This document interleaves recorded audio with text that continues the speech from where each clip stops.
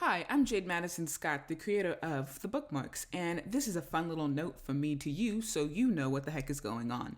The show you're about to listen to, The BookMarks, is an improv comedy. Short outlines were written so the actors would have a plot skeleton to work with, but the words, the character choices, that's all them just making it up as they go. And because this is a book podcast that parodies book podcasts, I want to make it clear that the authors and books the characters talk about are absolute fiction, totally made up by the actors on the spot, so there's no need to Google is blah blah a real book, because it's not. The actors are just so good to make you think it is. All right, that's all I wanted to say, so let's get to why you're really here. Please enjoy the show.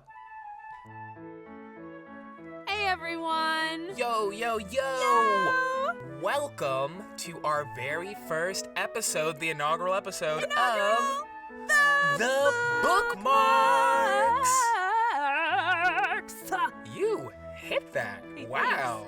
Go ahead, Marquelle. It's a pleasure to start this. I am your host, Mark Bookerson. And I am Marquelle Bookerson. No relation. Just friends who happen to have the same last name and love books. First name, too. And we're just super duper excited to just start a awesome book podcast where we just kind of talk about a lot of the new, cutting edge, brand new books that are on the market. And this week, we are going to be looking at The Liar Amongst Us by Jackson, which has been on the New York Times bestselling list for like 18 weeks? Something like that, yeah. Something around 18. Crazy. Yeah, it's a cool number. And, we're going to have some cool things to say about the book. So, that's right, we are. Really excited to get into that. But first, a word from our sponsor. Here they are. So, turns out we don't actually have any sponsors, but if we did... That was a little lie. It was a lie. It was a little lie. Little fib between host and audience. Co-hosts. But if this is where we had a sponsor, this is where it would go. Exactly. And we're saying, if you have a podcast, or a service, anything, send us something over and we'll listen to it. And if we like it, we'll feature it here. We'll feature pretty much anything. We will promote your product, service, or podcast. Send it to it. Exactly. For example, Marquelle, what's like a thing we could sell? For those who can't see, which is all of you, Mark here is wearing a beautiful, gorgeous sweater. It's very soft. Oh, yeah. This is some classic designer stuff. Chateau de Poubelle. This stuff is not cheap. And it lives up to every single cent. I think I got this. My mother purchased this for me, a version of it a while back. I just loved it so much that I knew I had to get not one, but three. I mean, if you're gonna wear clothes, you might as well wear the clothes your mother bought for you as a child. Like, she obviously has the superior fashion sense here. Your mother has the best. Oh, Susan Styles. Yeah. If you don't mind my asking, how much would a real Chateau de Poubelle run? Anywhere from, this, for example, was what? 2,700 or something like that. 2,400 because I bought three, so about $900 in savings. It's like what, a month's rent, half a month's. I don't, Mom helps with a lot of that stuff, but I don't regret a single cent. Clearly not. We should probably move into our review, huh? The Liar Amongst Us by Jackson. Jackson. Let's talk about it. All right, so The Liar Amongst Us by Jackson. Epic thriller novel. It's definitely, it's interesting. It's very different than a lot of Jackson's older work, which, were kind of overly mushy, maybe a little lacking perspective romances. Well, I think that this is a sign, though, that he's really coming into his own as an author. Because, yeah, his older stuff was a little bit hammy. I admit to that. But he's really pulling all the punches with this book. Like, The Liar Amongst Us, guys. This book is nuts. It's a certain gear shift getting ahead of for Jackson. It totally is. we should probably tell them what it's about. Yeah. Right. So the book follows sort of 3 prep school students. They go to Socialites. Yeah, they're socialites. You know, The Golden Lotus Academy, which is actually based on the Johnson School for Learning in upstate New York, which was my school's rival. But, you know, Golden Lotus Academy, where our main characters, Chad, Ithaca, and Leonard, are the 3 top students. Yeah, and as a result of that, they get to go on this cruise ship that's going to go head to Australia, New South Wales.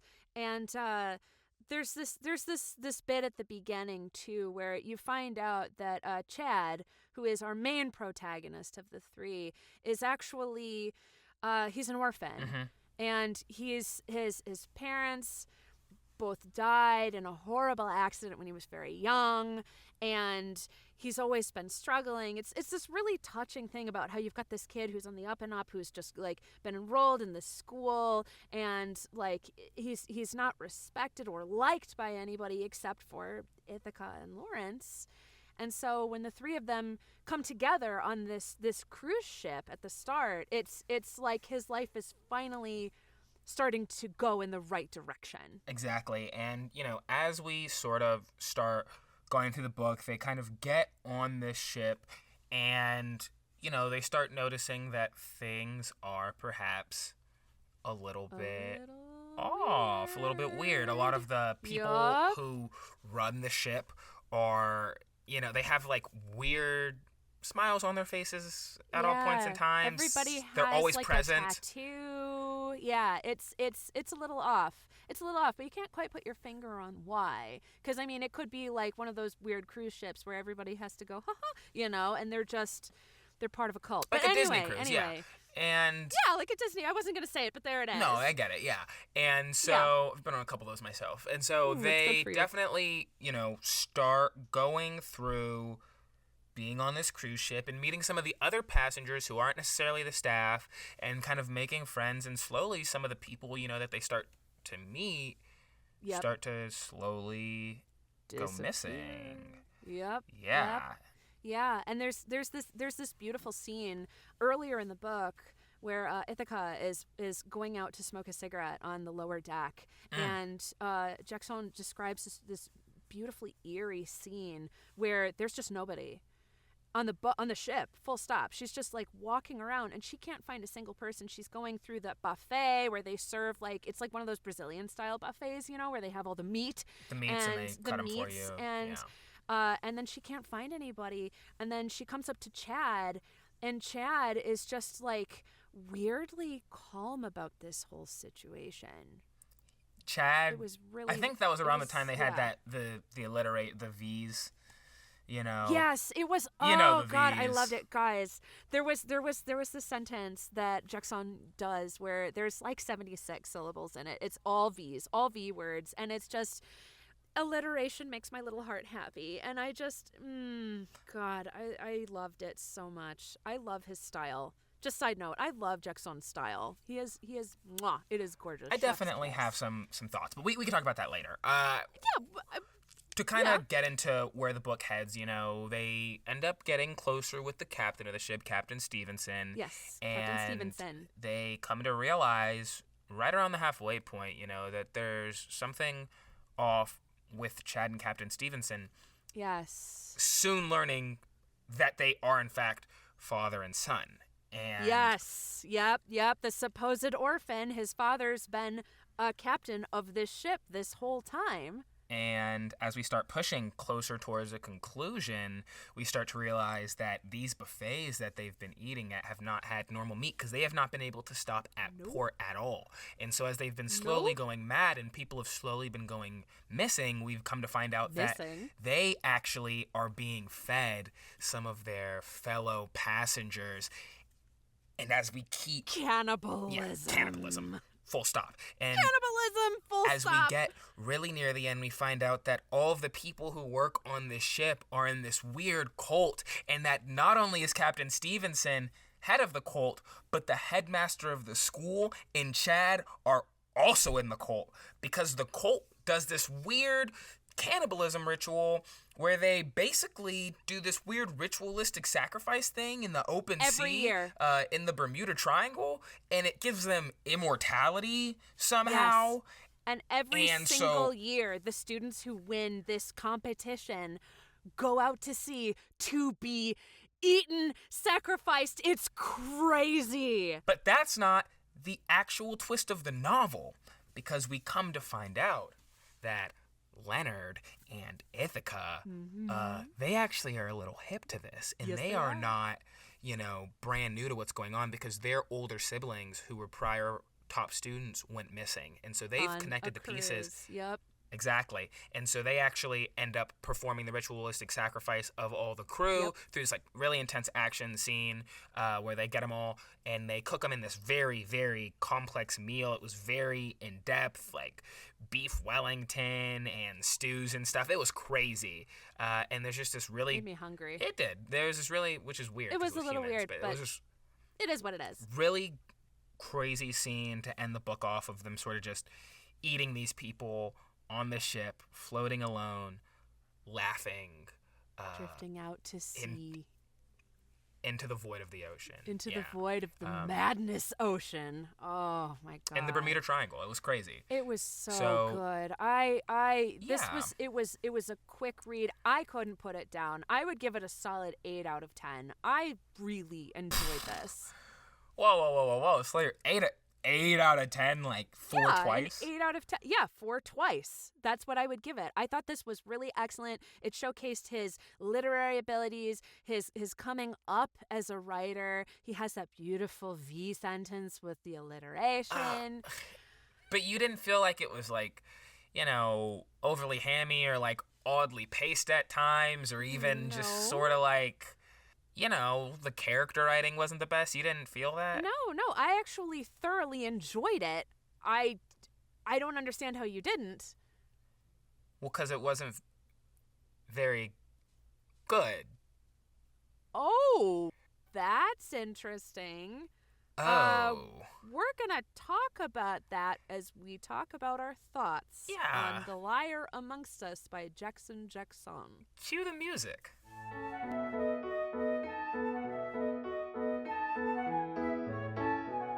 I cannot believe you didn't like this book, No, Mark. I thought it would be right up your alley. I just sort of feel like it relies on cheap tricks and cross. I feel like it just rides waves and it rides trends, and that's just not who I want to be as a writer, and so I can't respect the book or the person who wrote it. I get that, but the thing is, if you want to be a writer, you have to pay attention to the trends, and sometimes you have to follow the trends, and if you can, be ahead of it. And in some ways, Jackson is ahead of the trend. I mean, this is the first cannibalism ritual sacrifice book. Yes, there are a lot of cannibalism books and a lot of ritual sacrifice, but never before has somebody melded the two together. I refuse to believe that. I'm sure that at least one other person has had the idea to put cannibalism and ritual sacrifice together. That's like peanut butter and jelly. Those are the two things that you expect to go together more than anything in this world. And I'm supposed to believe that Jackson is some great innovator who just discovered that, who just created this whole new sandwich, that he made sliced bread, that he made peanut butter and jelly. No, he didn't. He didn't discover it. It's like that thing about how there's no such thing as a news story. Every story has already been told in some way, shape, or form. And Jackson he's an artist. He's an industry plant. Are you... An industry plant?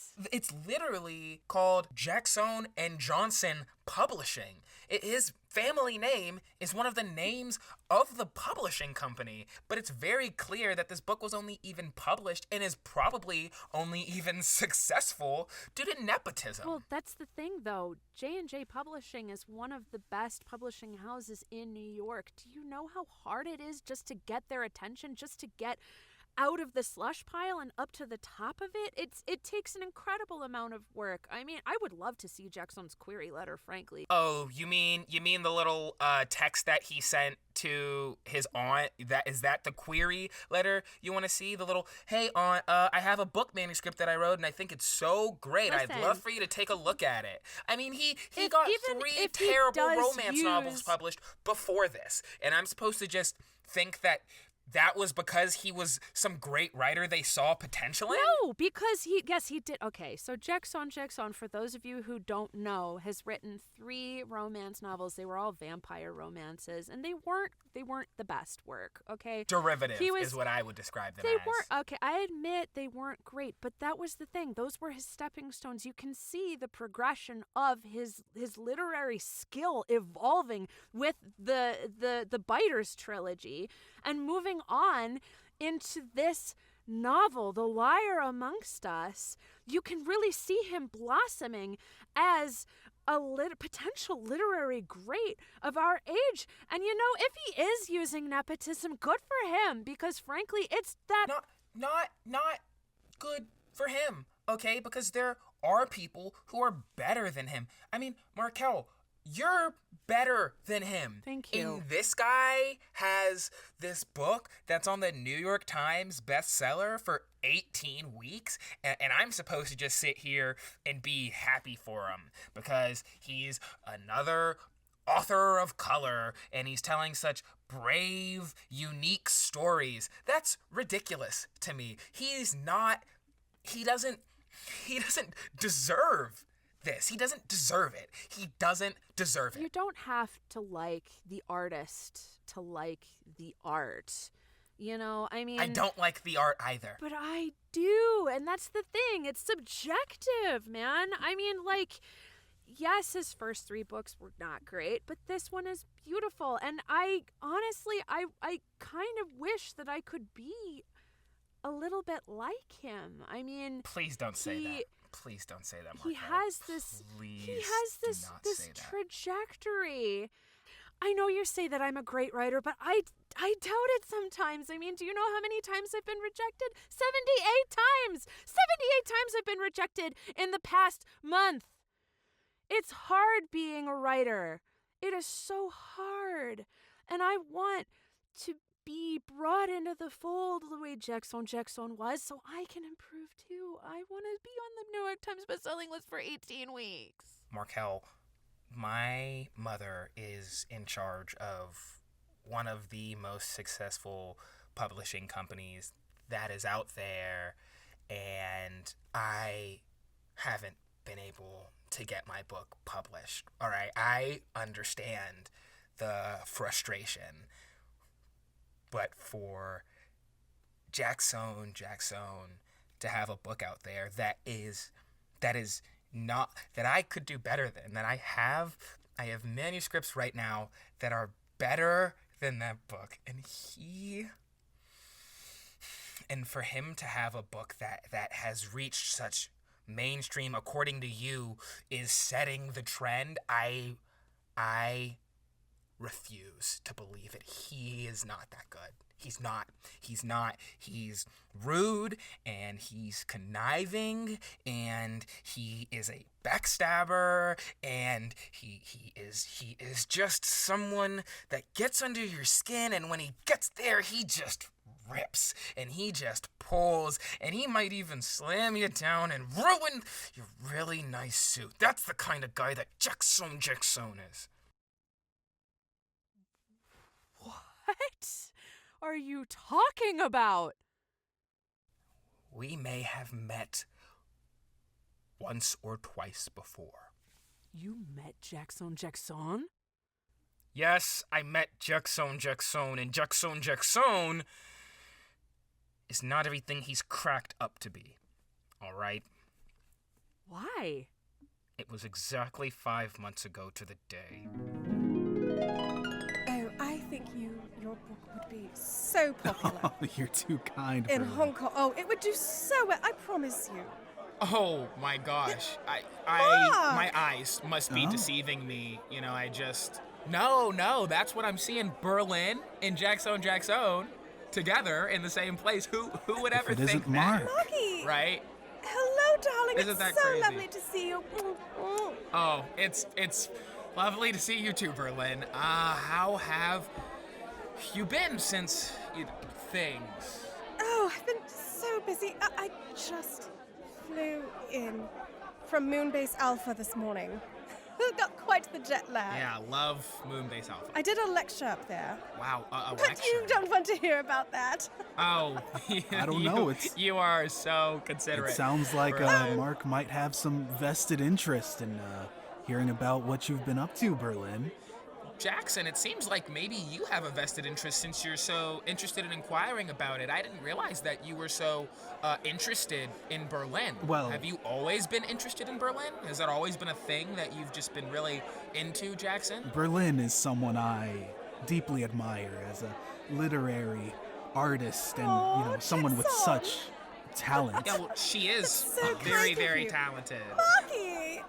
Oh, you're so kind. Thank you both, gentlemen. Yes, well, I've always told her how talented she is, and I think that, you coming up now with your little compliments won't do you all too I good, think it's will very it? fitting that you admire talent because that's what people who often lack it tend to do. You know, Marky! we call that being a fan, Jackson. No, Berlin, it's fine. I don't think of you like that, Jackson. I promise. Mark. You're a friend. You're a dear, dear Oh, friend. I promise. No, you're too kind. You're too sweet. Mark, have you read my new book? Oh, I it's don't- wonderful. Oh, It's I'm sure it's hitting the markets very soon. I thought I had you on the list to get an advanced copy, but it seems it must have missed Funny you. how that worked out, considering Funny, that it's so funny my how mother that worked hoped out. you get it published. Funny how you just forgot that name on the list, but it's cool. That's totally fine, right? I'm sure she got it. She called me on the phone last week to tell me all about how she loved the book and how She's such a it lovely was so woman. nice of she her. really She, is, Marky. You're so lucky to have such a great mother. Yeah, she loves to just help struggling artists really build their confidence. So that tracks, Jackson. That tracks very much. struggling artist. Wow. I mean, no, she always tells me how she wished she had me as a son. So Oh, she's it'd be so great funny if we, like that. Yeah, that's honestly a Yeah, hilarious she joke. just- That's so funny that you would So ever funny. be capable of being in this family, because there's just a certain level of skill that's required. There's a certain level of, let's say, je ne sais quoi that you need to carry with you at all points in time. And so for Susan to extend that invitation to you is just so interesting. She's so funny like that. Isn't that right, Oh, Berlin? she's such a funny that she lady. would I joke love like her that. so much. Oh, Well, Mark, I mean, I do perhaps take a little bit more after your mother with my physique, this slim musculature of mine, so... Okay, so maybe you could keep my mother's musculature out of your mouth, Jackson. How about that? How about we keep the lines and we stop crossing them? How about you snort another line instead of crossing another one? How about that, Jackson? Mark. No, because he wants to talk about my mother at a party that she's helping to get your book out there so you can have an awesome book and you're gonna speak about her like that. I just won't stand for it. Well, if you've got the musculature, well, you can prove it right here and right now. Come here, Mark. All right, put it up. Oh, what a remarkably Hemingway method of solving problems, gentlemen. Standard rules? Yeah, standard rules. First count to 10, you get the dub. If the hand hits the table, you're out. This is such a testament to toxic masculinity. All right, on 3. 3. Oh, no, it was supposed to be like a 1, 2, 3. Sorry you can't keep up, Mark. Super uncool of Marky, you. you're turning purple. I'm Be so careful. Literally, sorry that you definitionally can't cheating. You're Keep literally up with just someone who's such a your cheater. equal or better in every way. Fair. Marky, are you okay? It's not. I'm fine. He cheated. I gotta go wipe my. Watch my out face. for the... Oh, Mark. Oh. You seem to have a bit of a stain everywhere. Please go clean that fine. up. It's cashmere, Marky. It's fine. It's fine. The cashmere helps bring out the fabric. Oh my gosh. You've got to clean it before it's ruined. I know how much Yeah. you love that shirt. No, it's fine. It's just I need to go. I don't even want to be here anymore because why would I want to be here with a bunch of jerks? Oh, a bunch of like jerks. Jackson. I warned you about who the... cheat, I warned who you. cheat in arm wrestles and have no respect. He didn't cheat. I was watching very closely. He didn't count to 3. He just counted 3 and then he started it. I don't even want to be here anymore, so just... God, you all are just a bunch of jerks.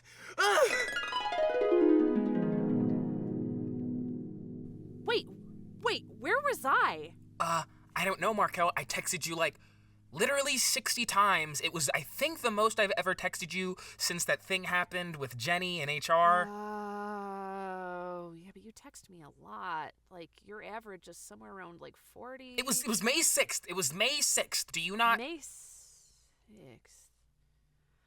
Oh. I can't believe it! With one final meaty squelch, the Hound has been defeated! The new winner of the Crimson Ring Championship is Marquelle Golden Fist Bookerson! The prize for winning this championship is $5,000 US. What are you gonna do with your winnings? I'm gonna set aside most of it to help send the twins to college, and the rest of it's gonna go to my little sister's braces. Fantastic! Can I get a medic over here for the Hound?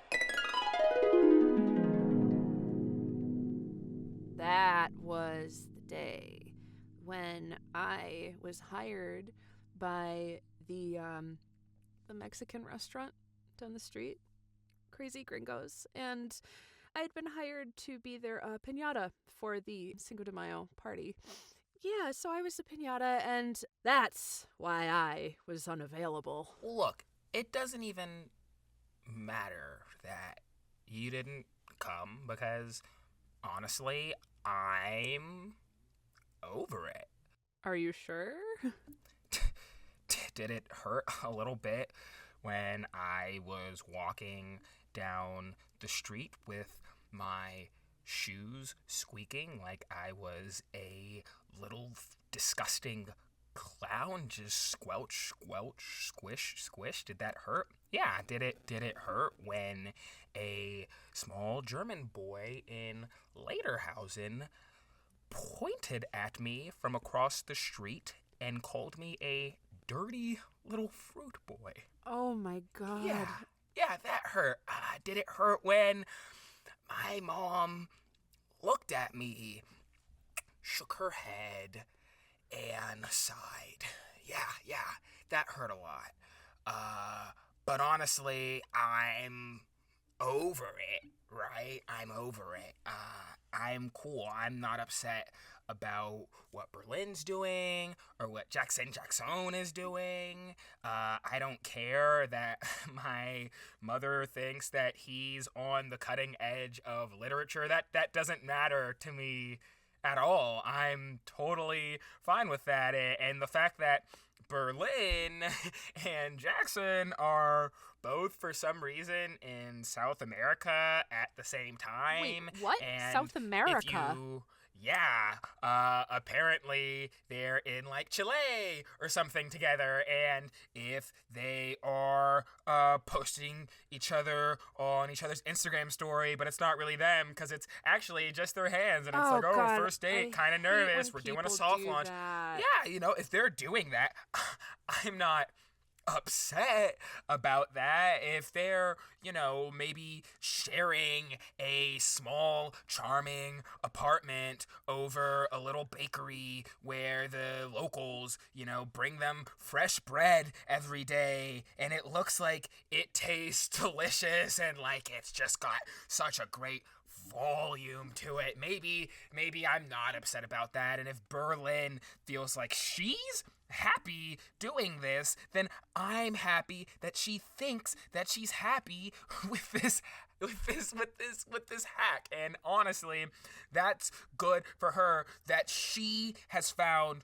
what she believes to be happiness, and that Jackson gets to waste his time and eventually get his heart broken too, because I'm sure, he's gonna, ask his mother for the family ring, and then he's gonna find out 2 weeks before he was planning to propose that actually actually the relationship isn't heading in the direction that she wants, and actually he's not as mature as she needs from a partner at this point in time, and actually he's gonna go home and he's gonna cry himself to sleep because maybe he is a sad, dirty little fruit boy. Oh my God. Mark. I need a moment. I'm gonna head to the balcony. Okay. And Do you want me to bring you some no, water? it's or cool. I something? have some out there already. I also have Kleenex. It's fine. Okay, you go outside and go breathe. Yeah, I'm just gonna count the stars in the sky and hope that they fill a bit of the void. Yeah. Well, Mark does that. Self-care is important here at the BookMarks, but while Mark takes care of himself, we're gonna head to a pre-recorded commercial. We'll be right back. Thank you for tuning in this far into the BookMarks podcast. Now we just have a little brief word from our sponsor. That would be Mark's dog, whose name is Sponsor.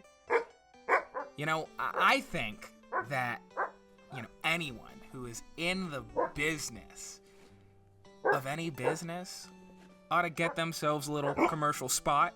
Get it? Like a dog named Spot with us. Hey. The BookMarks. Thank you, Marquelle. Hey, hey, sponsor, don't eat that sponsor. That's my sandwich. Sponsor, you are not supposed to be eating mayo. Sponsor! Marquelle. Oh, God. Marquelle. Oh, God. Sorry. How is he eating that fast? It's two separate halves. Come on. Sponsor. Sponsor, No. spread it out. Stop. No. Put it down. He's not supposed to eat that fast. The doctor said. Mark's currently sitting on the balcony, so, I'm going to take over for a little bit.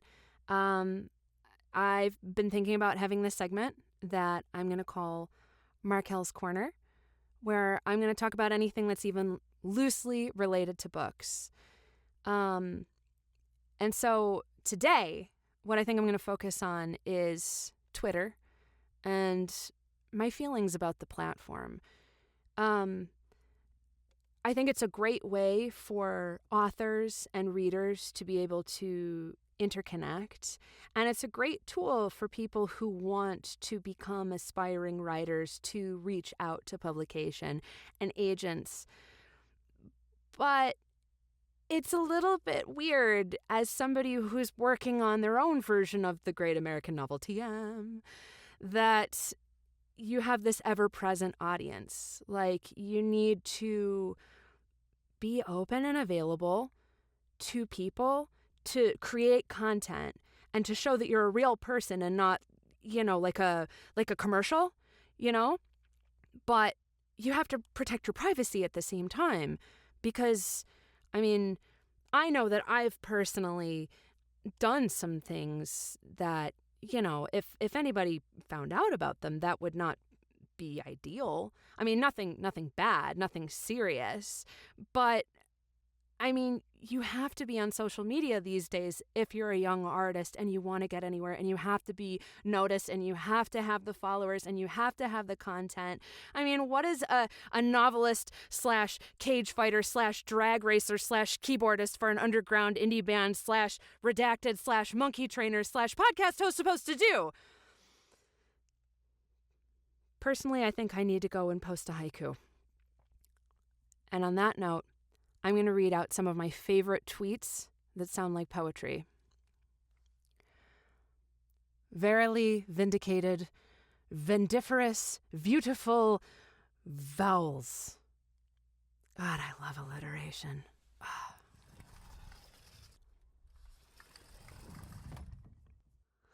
Are you feeling better?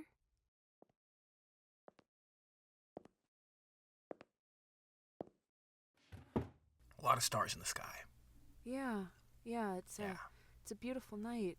I am so sorry that I didn't realize that you had such strong feelings for Berlin. I know you'd been with her for a while, but marriage, that's a big step. Honestly, you know, I think that I've been a little bit unfair to this book, and maybe I've been even a little bit unfair to Jackson, and even Berlin a little bit today on the podcast.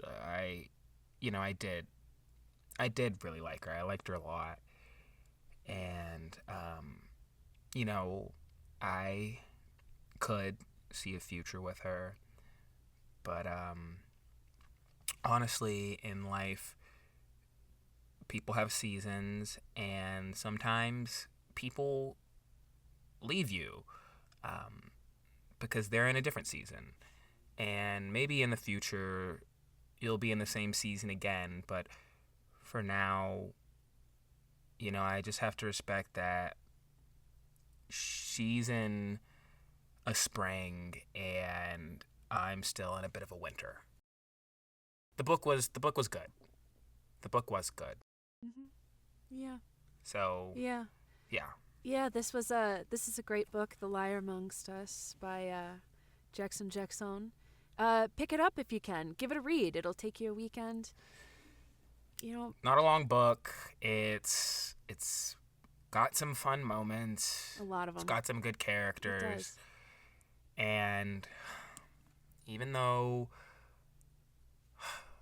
I do sort of hate to admit it because he is kind of a jerk. Jackson is a very talented author. You know, I gotta say, Mark, I think that you're coming at this from a very healthy standpoint, and I just want to say I'm really proud of you. I appreciate it. I think I need to go to McQuellan's and yes. Maybe get a slice of chocolate cake. Hopefully I don't cry into it this time. You want to go? You want to go get some? Yeah, let's go get some chocolate cake. Yeah? Yeah. Okay, cool. You know, I heard they're thinking of like redoing the menu kind of soon, so they might have some new items in the future. Do they have a brunch menu? Totally. Duh. That's like the thing that they just added. Well, I know what we're gonna do this Sunday. Sounds good. All right, everyone. Thanks so much for joining us this week for our inaugural episode of The BookMarks. The Bookmarks. Yeah, I knew I had to sing to get you to sing, you know, so. That's how it works around here. Yeah. I'm Marquelle Bookerson. I am Mark Bookerson. No relation. No relation. And this has been The Bookmarks. Follow us on socials. All the socials, we're on every single one of them, and we will catch you next week with another hot read. Starring the vocal talents of Mark Bookerson as Cody Smith. Marquelle Bookerson, played by Virginia Lee. Berlin Sohal, played by Meredith Nudo. Jackson, played by Julian Dailey. Ring announcer, played by Julie Mallet-Paret. Our podcast is supported by people like you. You can support us and other shows made by WGC by subscribing to WGC Productions on Patreon. And you can follow us at WithGoodCo on Instagram and Twitter, and at WGC Productions on Tumblr and Facebook.